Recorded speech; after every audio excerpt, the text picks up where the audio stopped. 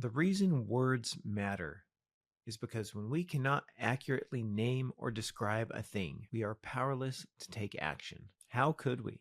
Without a name for that which we are experiencing or seeing, we do not even know the thing that needs to be acted upon. When we are afraid, if we can learn the source of this fear and put a name to it, that fear often goes away, or at the very least, it's weakened. Likewise, when we have a poor understanding of what is going on inside ourselves, our more basic emotions can more easily take control of us. Think, for example, of a person that is really hungry, but doesn't realize it.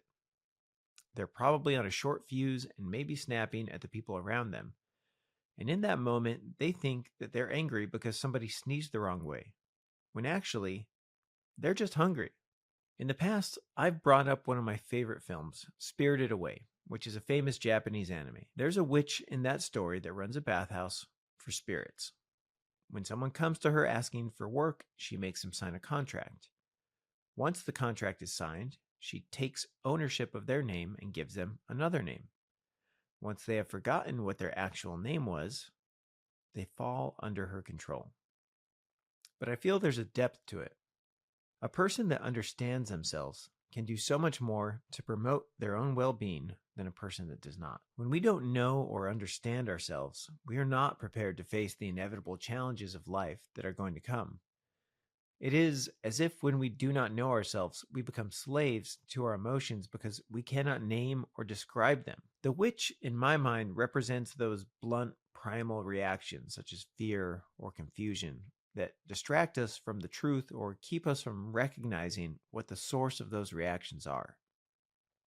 If you find yourself getting irritated at the people around you, but unable to know for what reason, you will remain in that state most likely.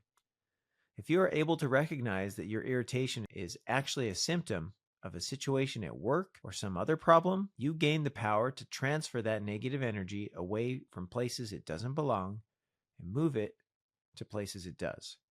When we watch an action film, the protagonists are frequently in physical danger from other people and or monsters trying to kill them. Yet, we are not typically scared by that. In a horror film, there's likewise a person or a monster trying to kill the protagonist, but the difference being is that we usually do not know where the bad guy is or how they are going to try and kill the protagonist. The protagonists are frequently put into situations where their vision is limited, whether they're in the dark or in a facility with lots of physical obstacles to hide behind. In the first example, I think I could say that the protagonists are able to name their enemy. Their chances of survival may be 100 to 1, but they know what they are facing. In the second example, they know almost nothing. They often do not even know who the killer or killers are. They cannot name what they are facing. We are never going to be angry just because we are. There is always a reason.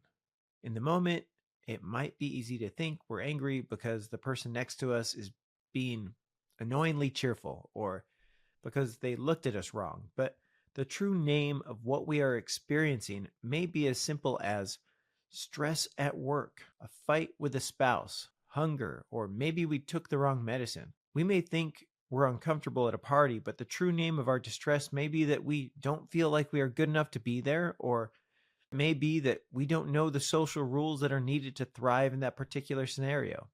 Maybe you have gone through life thinking you are not meant for great things, but truly the name of your limits is that you are afraid of injuring your pride by trying. In so doing, you trapped yourself into a prison of your own making. It's possible that you think you hate the place you are living, but maybe the real name of your problem is that you hate that you haven't made any meaningful connections and miss the familiarity of home. Or maybe your discontent with where you're at comes from feeling left behind by your friends that have left. Something I have always found kind of interesting about politics is that depending on who the president is and depending on which news platform you are listening to, when something good happens, it is because of the president, and when something bad happens, it's because of the president. But sometimes the answer has nothing to do with the person sitting in the White House, or maybe it has something to do with 20 different things that happened all at once. We are all too often tempted to give something an oversimplified name, like, that guy is angry because he's a jerk, when maybe he's angry for a much more nuanced reason than that. Maybe the reason you can't stand that new hire in the office has nothing to do with their unbearable personality. It's possible that their personality is unbearable to you because you are actually feeling jealous of them. Maybe your anxiety in life is less a matter of hormonal imbalance and more so a consequence of constantly staying up late, or possibly because your life is actually in shambles and you have every right to feel anxious. It could be that your actions and your beliefs are not aligned and it's ripping you apart. Maybe the reason you can't get yourself to do the things you know you have to do in order to reach your aspirations is not because you are lazy, but because you don't actually want the lifestyle that your goals are going to require of you. Or possibly you're just afraid of facing the inevitable discomfort of changing your habits. When we learn the true name of a thing, we can become its master.